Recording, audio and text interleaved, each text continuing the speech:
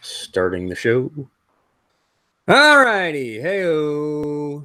Welcome back to Fantasy Sports Addicts Anonymous. Woo! My name's Tom.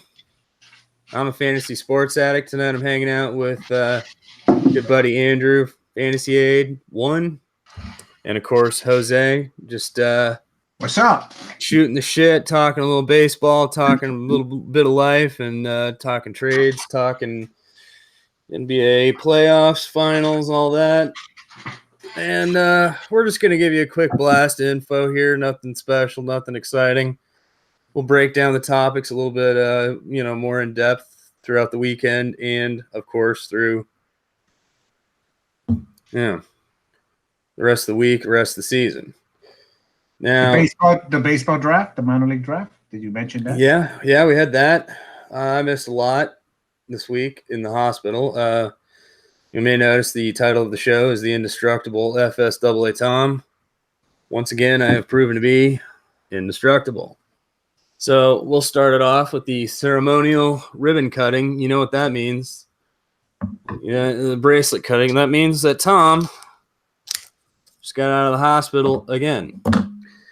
It's a little thing we like to do around here. Oh, cut off these allergy bracelets and cut off the "Who are you in case you get lost" bracelets. And I did not get lost, thankfully. They could scan it and give me my medication. Anyways, and your visit at the fine eating restaurant that you were in. Oh yeah, it was a great awful food. Some hospitals have better. I was gonna say some hospitals have better food than others. That wasn't even the worst of it. That's why I didn't even consider it. I mean, you'll notice I'm not talking about the talent that was there or the food or anything. I mean, it had ups and downs. It had some positives somewhere in there. But I mean, if you always got to smuggle in a salt shaker, bro. Well, yeah, I did. I actually had some salt packets and stuff like that. But by day 3, I was like trying to distill seawater. Like, we have any seawater around here? I just need some ocean so I can boil it down and collect the salt. No salt. It's pretty bad. Yeah, I'm down to just pretty much nothing. You see, I look like a heroin addict here. Like, nice tracks. Yeah, right. Good old me and my skinny arms and my fat, swollen feet. With my nerve damage. My little pink bracelet, if I take that off, will bleed everywhere. That's where the last IV was. But, yeah. They drove a truck through my groin into my arteries and checked out, like, ran a little camera through my heart. Did some sort of, like, zapping thing. Which really hurt like hell, I'll be honest. Like, when you can feel something burning the inside of your heart, whoo. That is a weird sensation. It doesn't feel good. And, like, even when they got you, like, really fucked up, but you're partially awake, you can tell, like, they're like, "Oh, he's awake." And you're like, "Yeah, I'm awake, motherfuckers. That shit hurts." Yes. It was a long week. Missed my kid's birthday. Cynthia's Pomeranian died. The cat died. It was a long week. So it's good to be home.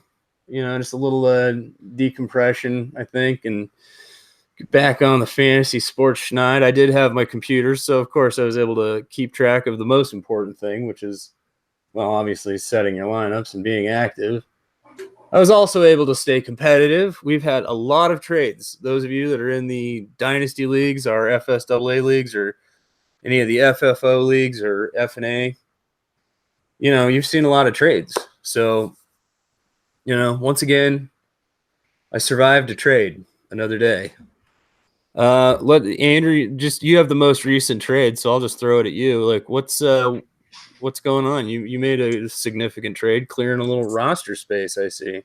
Yeah, I had, I think, either 8 or 9 minor leaguers on my bench. I'm losing saves and holds every week, but they were valuable prospects that you can't just put on the wire. Right. You can't you got to get a little something out of them. Right. So I ended up trading 3 pitchers, 1 bench batter. It was Keeper Ruiz from the Dodgers, Sixto Sanchez, who got traded to the Marlins in the offseason, and then that Oakland pitcher that got hurt but was supposed to have an opening day role. Luzardo, yeah. Yeah. Oh, Got Albies and Luis Castillo. It's not a bad Gives return. me another starter. Gives me a good. My infield is my infield slots Eric's name, so I can put Albies there instead, and then pick up a couple relievers. And I feel like that team has a chance. We got. I mean, maybe there's some guys overperforming like Jake Odorizzi, but I like the position I'm in. Well, So it's that so time. who did you trade with? Who was your partner? Tim is his name, right? It's either Tim or Matt. It's basically if you're not in these home dynasty leagues, which most of us are, but this is Bronny's replacement. Womp womp. Sorry, Bronny. We miss you, buddy.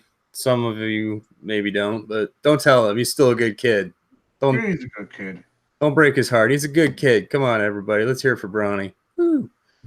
No, Bronny's replacement, though, he's been making moves, kind of turning the team into his own, which is, it's a process if you take over a dynasty team. So, he did move a couple big pieces there, but he got also potentially, that's one of those trades we're going to look back at in a year, 2 years and be like, okay, Andrew, Andrew maybe over, but it's not an overpay at the time, and you got to look at it in that context. So, right, yeah, I probably sold a little low on prospects with the injuries, but it was either trade them or drop them at this point. Well, he inherited a good roster, a good minor league roster. Yeah, pretty much entirely only minor leagues players. Bronny, woo, Bronny again. Trout's up again. Well, maybe we'll get another trout blast. The fish are jumping and biting. I had a couple of trades this week. I worked with Reese on a deal in Cubby's F&A Friends and Addicts League. No, that's a 16-team head-to-head, if you're not familiar with it. Pretty good setup. Mm-hmm. Fairly similar to the home leagues, which you hear so much about. But the Reese deal, that took a lot of doing, took a lot of back and forth. I think we're both pretty satisfied with what we got. I ended up with Nola and, what else? Nola and Hader and Kettle Marte for, I forget what all I moved, but there were some pieces, some picks. It was one of those just, Reese isn't exactly rebuilding, but he's kind of in like a retooling phase. Like he doesn't want to do a complete teardown, but he's also looking for assets to improve, and build around. Now, this is kind of what ended up happening to me at the end of last season in Cubbies League. I lost all my pitching to Tommy John surgeries. I still had a good offense, but it was just like, all right, well, I basically have to sit on my hands and maybe put my thumb up my butt to stay patient until pitching comes back. Now, most of this pitching isn't back. I was able to draft Domingo German and, of course, Herman, I guess, and then Caleb Smith, who they've both sort of slowed down a little bit. I mean, their regression was due, but that Herman has been a good pick. People didn't expect him to do what he's doing. No, I mean, even me, and I'm a Yankee fan, I didn't expect the shit that's coming out of him. No, I thought he'd be good, but not to the level he has been. And again, like I said, the regression's brewing, but it's been nice. That held me over until some of these, like the Kopechs and the AJ Pucks of the world sort of start to surface. I can't wait for Puck. I definitely can't wait for Puck. Oh, yeah. He's going to be – I mean, I don't have a lot of prospects to get excited about this year because I've pretty much got an all-veterans team, but Puck's Puck and Kopech are pretty much my off-limits players. Now, here's an interesting scenario. We'll talk about this. We're going to talk about some controversial topics, or at least just food for thought, food for discussion in your own leagues. We've always kind of said, at least around FSAA, there's not really much gray area. That okay, so any trade that seems really one-sided, even if it seems one-sided, as long as there's no evidence or anything that looks like collusion or just bogusness, you process the trade. It's dynasty. You know what I mean? It's not our job to police another manager's return, etc. Nate pointed out some of my hypocrisy in terms of, well, you vetoed one of my trades. This discussion went on between James and Nate and myself for a good 2 days. And eventually, James is just like, all right, Tom, admit it. Like, you don't have a leg to stand on here, so just back out politely. But we decided there was a gray area in the whole trade situation, or what brought this about though was a trade I made with J-Dub, and I felt like it was a pretty good deal. Like, J-Dub and I had been talking since the last trip to the hospital, which was April. I think I was talking to him all the way back in April. Okay. We had laid some names out on the table, kind of kicked a few ideas around, nothing major, nothing like, no big deal. Originally I was looking for outfielders. He's telling me a couple names he wanted. He very specifically named relief pitchers, because he's buying into the whole clean ratios relief pitching thing that everybody's doing these days, which you should be buying into and you should be doing if you're not already. Yeah. But so he's looking for some young, hot arms, and I had a couple of guys he liked, and I was thinking, no need to get greedy. He wanted to keep some of his outfielders. So I was thinking maybe Charlie Morton, but Morton's been really good for him. And I ended up getting Clevenger. He's like, if you give me these two relievers, Winginter and Walden, here's Clevenger. Clevenger's on the DL, not really useful to him, but he wanted some RP to clean his ratios. And it, this was all fair discussion, nothing shenanigans. Like, a lot of people are like, well, that's a one-sided trade, but you don't veto it. But then, Nate's really upset. He wanted to veto the deal. And James is kind of like, well, I'm on the fence about it. And I was like throwing a fit, like, you can't veto my trade. I'll fucking quit. And then it was brought to my attention, Ryan, and I also had a scenario in which we said, you don't even veto trades. What you do is you kick managers. If there's a trade that bad that it needs to be vetoed, and you start booting managers. And obviously, it doesn't make what, you're going to kick J-Dub and Tom out of these leagues. Like, wait a minute, that just doesn't add up, right? That's it's one thing to boot like a Bronny or maybe somebody who isn't. Taking things as seriously. And again, no slam on Bronny. Bronny, if you hear this, don't take that negatively in that way. But speaking of when you kicked out Bronny, was that voted on? Because I know I got pissed off and I left both chats, so I didn't know if you guys talked about it. Because I didn't know anything about it.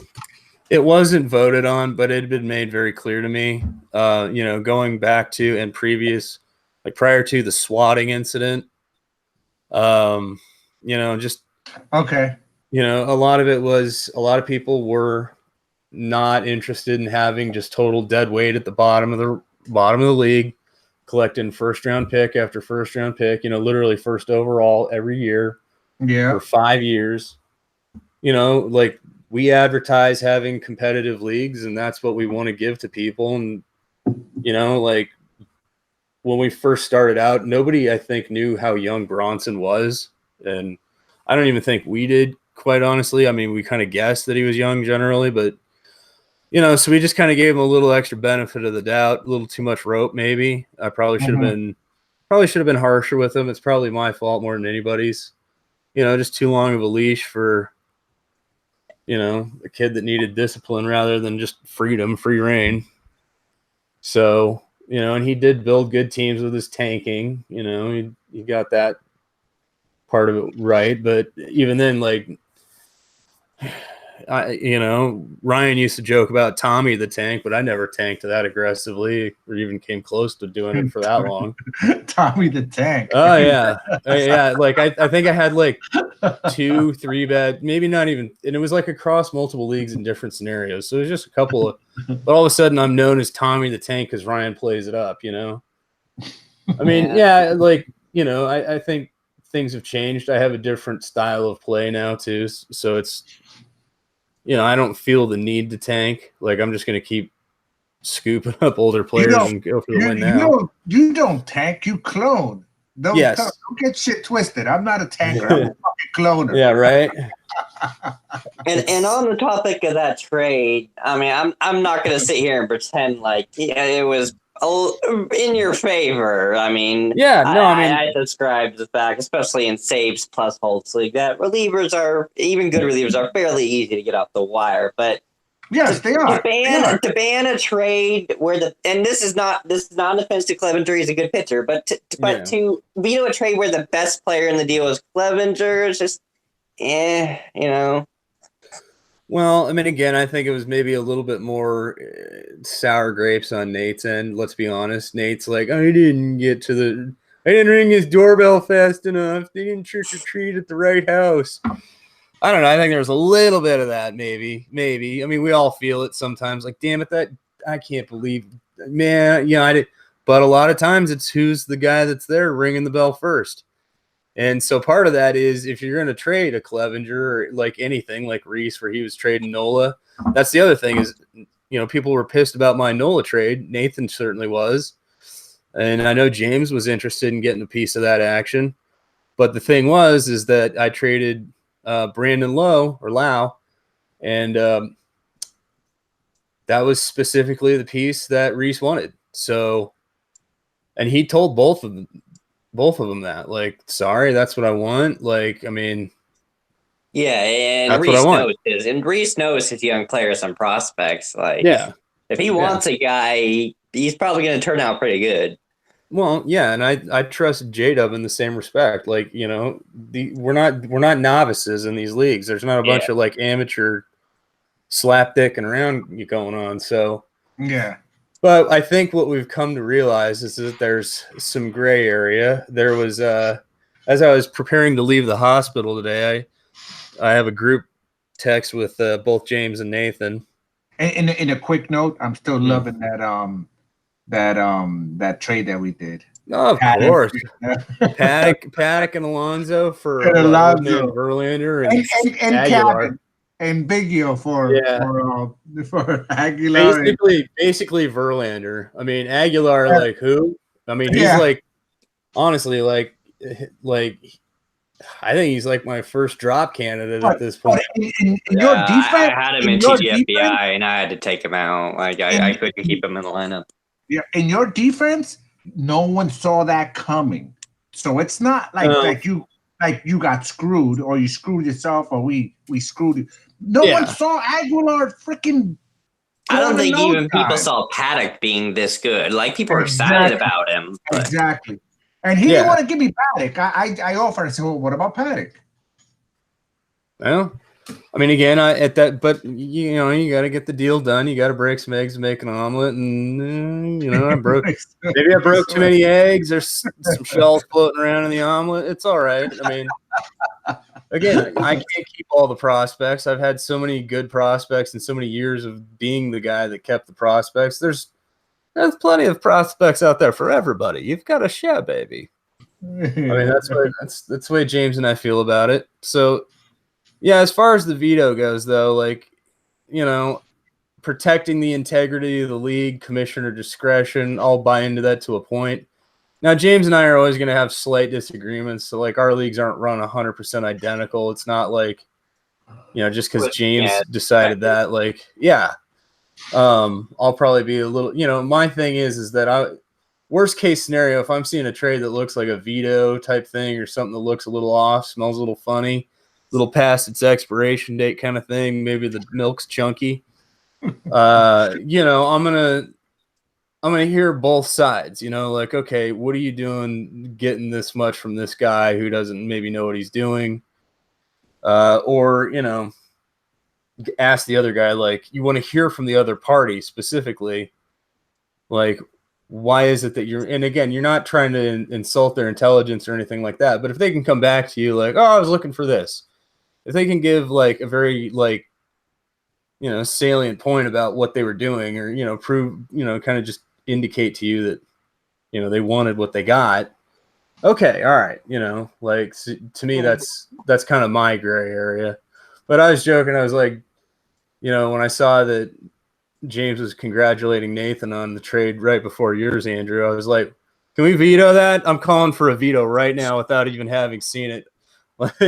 I don't care what it is. I'm vetoing it. Gray area. I haven't seen it, and I wanted it probably. We were just having a laugh about that. But I think, gray area is always going to be there. So for like FNA, prepare yourself for something like a gray area potential commish veto. I mean, it's to be expected. Everyone values things differently, so people are going to see trades differently. Well, and there's also, again, you can't let managers in the league get in your ear. If you're a commissioner, you can't have – you'll take each side's story or as many sides of the stories you can get, but ultimately it comes down to your discretion as the commissioner. And you don't want to be too heavy-handed, but at the same time, you got to protect the integrity of your league. Doubt. Yeah, if it was obviously something that was going to like destroy the league or just like totally ruin the competitive balance, but it wasn't that. It was shown to James very clearly that was negotiated in good faith, and there's probably an element of like Nathan complaining and anybody, so you just can't take in like me going nuts, like I'll quit your goddamn league if you don't put my trade through, and then Nate like I'll quit your league if you don't veto this trade. It's your job as commissioner, just sort of like shh, shh, shh. You got to give them the double shush and make your decision. Like if I would have said, well, I'm going to quit the league if you don't put fucking NA spots. Well, I was going to say that's a good transition point. Let's talk about that, because this is something James ran a poll on Twitter, and we've talked about it in varying capacities. We don't have NA slots in our dynasty leagues anymore. We just basically took those NA slots and tacked them on to the bottom of the bench. Thinking being that, when a guy gets called up for a spot start, you don't have to drop somebody. You can just, he's starting for one game. Okay, back down to the minors. So then you just put him back on your bench, and you didn't have to drop that guy you really didn't want to drop in the first place. And we thought, what's the point of an NA slot? Again, okay, so you've got your bench, and then you've got your NA slots. Really, it's just like a hoarding thing. So we deepen the bench. If we also had NA slots, now you're just double hoarding. And, there's only so much hoarding you can do. But there are legitimate counterpoints to this. And like, you've been the most outspoken about it. So like, Jose, I want to give you a chance to kind of just voice, most people did seem to side. Well, I won't say most. It was probably by a slight margin. It seemed like on the Twitter poll that having the NA slots. Now, again, I don't think these people are entirely familiar with our league setups and the competitive balance of our leagues and all that. But just in a vacuum, looking at it from that perspective, I think most people prefer to have NA slots. But why don't you go ahead and just kind of like, you've been the most vocal about it. So let's hear why you vote for the NA slots. What I'm going to call it is, I'm going to call it the Bronson rule. Okay. Because right now we're all suffering because of the Bronson rule, who used to hoard prospects. Now, I do not hoard prospects. I like to have prospects, but I also would like to have my team to be competitive. With no NA spots, I can't be competitive. And that's how people ignore their teams. Like, why the fuck should I make lineup changes?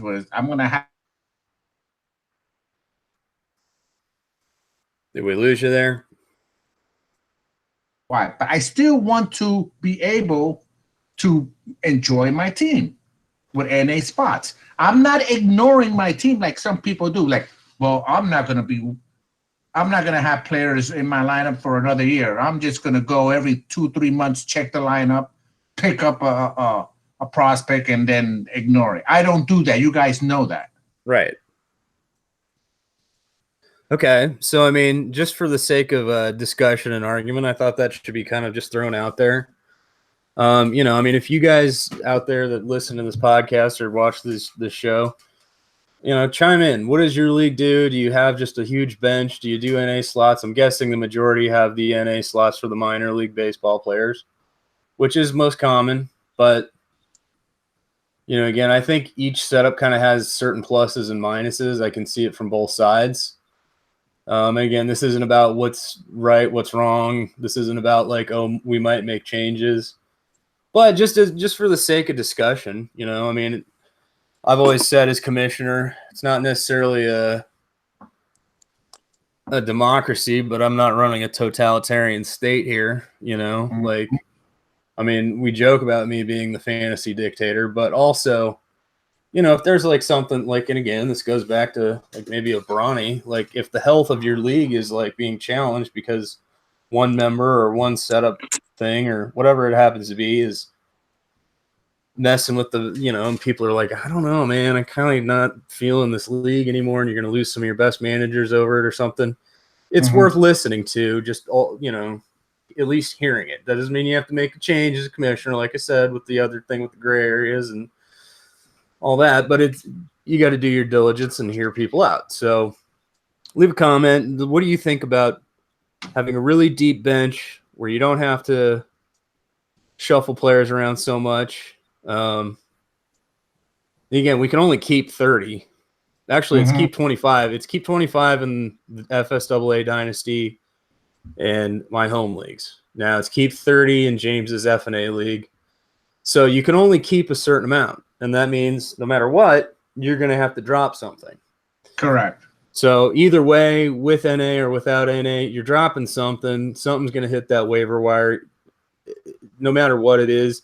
And it's always going to be something you didn't want to drop. And that's the way they're designed to be. They're supposed to be kind of, it's like a cutthroat game of pool in that sense, where you want it to be a little bit challenging, where pieces get shuffled around.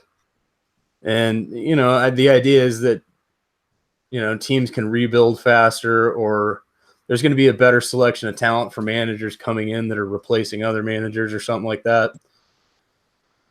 So that's why we're not a full dynasty setup. They're like hybrid keeper / dynasties. But yeah, so either way, like it's still kind of like you're dropping players no matter what. But what do you think? I mean, bench, NA, all things being equal, which do you prefer? What do you have in your own league? Comment down below. We'd be happy to hear from you. Yes, please comment, because I really want to know. Yeah, again, like I said, we keep our ear to the ground. We want to hear what people think, and that's the wise thing to do as commissioner.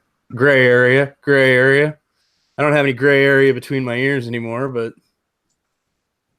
so yeah, we were kind of talking earlier. It's like almost a third of the way through the season. We're just past that point, I think, and it feels really like we're kind of coming down the home stretch in some ways, and we haven't even hit the All-Star break. Like, just had the first year player draft, right? We had finally Keuchel signs with the Braves today for a year. And then, of course, Kimbrel signs with the Cubs, finally, which I think you could read the writing on the wall forever for that. Oh, Kimbrel went to the Cubs. That's what I said, I think. Did I say something else? Yeah. Okay, I thought I said Cubs. But yeah, So Kimbrel signed with the Cubs. Nathan and James are quite happy. They feel a little better. Got a little pat on the butt. They're gonna survive. I mean, Nathan's use of profanity has really gone out the window this year. He's gone crazy. Settle down there, buddy. Settle down, Beavis. But yeah, no, I mean, it feels like we're. I know he had me. Should be. I told you he had me cussing the other day because I told you about that offer he sent me. Oh yeah, where he was, basically doing a hot potato, hot swap, a little. Here's a first year player, literally off the first year draft, number 1 overall, for what was it that you were giving up? You were giving him Moustakas. Yeah. And I mean, that's another thing we're gonna have to address for these leagues, because not much we can do about it now, right? Obviously the cat's out of the bag, horse left the barn. But the first year players, the true, like, oh, just drafted to an MLB team, those should be in next year's draft. Not like, oh, I just picked them up off free agency the same year, because to me, that sort of invalidates the draft. What's the point of the draft even at all? So yeah, and it really hurts the people who are in the bottom who got that first round pick, and that suddenly they can't select the top player because he was added the day he was drafted. Right, because Nate was like, "Wee, I'm Nate. I scooped it first," which is again why we have free agent acquisition budget at the end of every day. So it's not like who's on the crime scene first. Like, oh, because I mean, how much skill does it really indicate that you? Oh wow, I went to the waiver wire of the free agent pool first, and I got the hot ad. Meanwhile, like everybody else is just as good of a manager or better, working their ass off, literally like at work or stay-at-home dad or somebody's in the hospital or whatever on a plane flight going somewhere. But just because somebody got there first, like that there's no challenge. There's no game there. There's no indicator of skill. So it's the same kind of thing. Like, just because you were there first doesn't really, and then, so that's why we do the free agent acquisition, and we're going to switch the draft up. Can't do it for 2020, but 2021 will be first year players will be in the draft then. So we'll square that up. Again, learning curve as a commissioner. When you've got so many luxurious choices to make on Fantrax, it's really like it's like things you didn't even think of are popping up. You're like, oh wow, I didn't even think of that. Because remember when Yahoo last year added like a handful of the first year players? And like people were scooping them like no big deal. Like what was it? Mize was one of them, I believe. Gorman. Yeah, Gorman. And so it's just like, okay, well, Yahoo went and did that, but Yahoo had never done it previously, and they only did a few of the players. But Fantrax, all the players are added to the player pool immediately. They're usually already in the pool. Yeah. Well, again, they're already scouted. They're already names you should know, and so we'll just have to find that little click box, a little settings thing, and we'll be fine. Nothing to worry about, baby. We'll have a draft like in June. Well, it won't be June, but it'll be, just like now, like the way we've done it every other season. We'll do it at the start of the season. But instead of so your first round pick, your first overall pick, you'll have a selection of those players, those first year players, instead of just like, oh, well, Nate made it to the waiver wire first, so the guy with first pick doesn't have the same sort of selection he would otherwise, or the gal, depending on what league you're playing in. In our leagues, it's pretty much all dudes. It's a sausage fest. It is a sausage. Bunch of schlongs and dongs. That's what we should call one of those leagues. Schlongs and dongs. Maybe we'll change Hall of Fame, Hall of Shame to schlongs and dongs. I don't know. Yeah, we're pretty juvenile around here. A bunch of 12-year-olds. If we were a cover band, we'd be called the Slap Dicks. But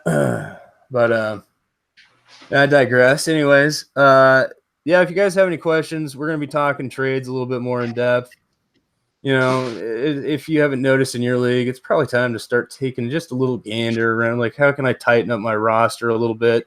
You want to be going into the, that all-star break kind of, you can still make some moves during all-star break, but by the time you're coming out of all-star break, you kind of want your team running on pretty much all cylinders, Yeah, now's the time of year we kind of decide, is my team good enough to go for it, or is it time to start building for next year?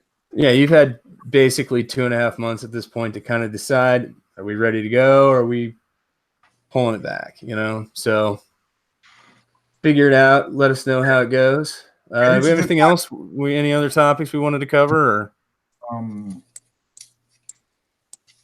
I don't know. I was going to say, I haven't got anything. Let's check my goodie bag from the pharmacy. What did I get coming out of the hospital? Let's see what I got here. It's like my trick-or-treat bag. Okay. This is my water pill. This is to make me pee like a racehorse.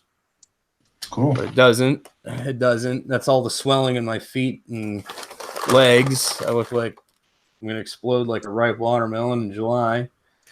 Okay, what is this beautiful bastard? Oh, this is, I can't see it. God damn son of a bitch. It's Doculase or something like that. This is for constipation. This is so you can poop. I guess that's so I can poop because here we go. Here's the best part. The opiates. Yeah. You ever taken opiates for an extended period of time? Makes you not shit. So that's why you got the stool softener. Yay! Stop poopy. There's my goodie grab bag from the hospital. Thanks, hospital, for the drugs. Yay. You got any good drugs lately? Put them in the comments down below. We can talk about drugs. Yay! One last thing I want to mention. If you are a Toronto Raptors fan, you're kind of screwed here if they win. You're like, well, how's that? I mean, again, you're happy if you get a championship no matter what, right? But you're going to have to live with always hearing, well, if they won against the Dubs and the Dubs were undermanned, like they didn't have a full team. It wasn't exactly as it should have been. Screw that, a win's a win. Plus I want to see Golden State lose. So I'm just here. I'm calling it. Rooting for the Raptors because we all know Kawhi's out the door anyhow. It's a double-edged sword because then you got to put up with fucking Drake. Yeah, well, yeah. I mean, everybody's like, oh, Drake. Oh, more Drake. Yay. But if you're not so into the NBA Finals, there's still one more game of the NHL Finals, right? Andrew, you got your St. Louis Blues going against. Not going to lose to Boston. The St. Louis teams have lost to Boston too many times in too many sports. Yeah, and this would be Boston's third parade this year, if I'm not mistaken. I mean, they could have had 4, but three's still a little how many times do you need to win, Boston? Come on. Now, of course, we're going to hear JD and J Money like Boston must win all the games all the time. Fuck Boston. Let's stir it up. Stir that pot. Stir it up. If you like the Raptors, let us know. If you like the Warriors, let us know. This is meant to be a little interactive, but yeah, we'll hit some harder topics a little more aggressively when it's not fresh out of the hospital time for me, and when we get situated, baby. Well, enough of the NBA talk. Let's talk about the WNBA. I haven't paid one. I haven't seen a single dribble. Not dribble one. I don't know. You watching a lot of ladies basketball these days? Who, me? Oh, hell no. Yeah, well, I guess we don't have a whole lot to talk about. Anybody got anything to talk about with the WNBA? Andrew, do St. Louis have a WNBA team? I don't know. I don't even follow the NBA, so. Well, that's about it. If you know anything, hit us up, WNBA fans. Get us on track with that. We want to know what's going on. Sort of. only a little bit. We don't want too much information because it's barely interesting at all. In fact, it's not interesting, but we'll still listen. I guess that'll wrap us up for tonight. Just kind of a little bullshit rap session here. We do these as frequently as we can. We'll try to get some more in. If you want to jump in, do a show, feel free. I'll let you know, get you into the hangout, give you a link, whatever, all that. You can talk about your teams a little bit. We could just do a little bit of everything. That's what we do. I have a small request. Okay, small request. Request time. It's when I was all pissy about the NA spots, and I took my ball and went home and left all the chats. Can you add me? Can you add me back into the 2 chats? Yeah, we can add you back into the chats. You didn't. I mean, that was a light taking your. It was like, all right, you guys, I gotta go home. You came back to the playground the next day. You're not totally. I was mad. I was really angry. Well, and that's okay. You're still doing your diligence. I mean, you'll adjust. I mean, and I don't ignore my teams. I still play. Yeah, no. I mean, you've done all the necessary things, and at some point you may come around to like the difference, or maybe there's changes made. We'll see. Again, James may run his leagues differently than I do. We'll just see how it goes. But yeah, I mean, I'll be happy to get you back into the chats. You're missing a lot, man. There's a lot of we talk about a lot of stupid things. You don't want to miss that. Yeah, it's mostly just dick and fart jokes, but who doesn't love those? Dick and fart jokes. Yeah, we all like our blue humor, blue comedy. But on that note, let's wrap it up. Fantasy gods. Let's see if all the anesthesia hasn't completely melted my brain yet. Fantasy gods, please grant me the serenity to set my ideal lineup. Courage to add drop aggressively. Yeah, there we go. And what's the rest of it? See, melted my brain. And the wisdom, right? Wisdom. Fuck if I don't remember. I don't know. Make good trades. Wait, yeah, I don't know. Yeah, something like that. Anyways, website's fantasysportsaddicts.com. I don't even think it might even be closed down. Who knows? I got to figure out how to run WordPress. Anybody knows WordPress, comment down below and let me know. Give me some help. Help me. Otherwise, best place to get a hold of us is on Twitter at letter F, letter S, the word double, letter A, FSAA. Andrew, you are at FantasyAid1. Jose, I don't know if you want to give out your Twitter or not. Yeah, that's fine. At Jets Infinity. Okay, at Jets, is it underscore Infinity? At Jets Infinity. Okay. The bit of a Y, it's an I at the end. Okay. All right. At Jets Infinity. Perfect. Okay, so now you know how to get a hold of all of us. Feel free to contact and bullshit, and we'll bullshit right back with you. Hope you guys had a good one. Listen to this bad boy at double speed so you don't have to hear all my rambling, and we'll hit you with some more stuff next time. Oh, yeah, by the way, here's the last piece of advice. If you are born or going to be born with a heart condition, ask your mom if you can get an abortion. Damn. Yeah. Damn, Think about man. that. Think about that. Yeah. Think about that. Yeah. Mom, can I have an abortion, please? My nigga, that's awfully fucking dark. That's pretty much fucking standard fare for me. And if you like that stuff, come on back. We'll see you next time. All right, later, ladies and gentlemen. Mom, can I have an abortion, please?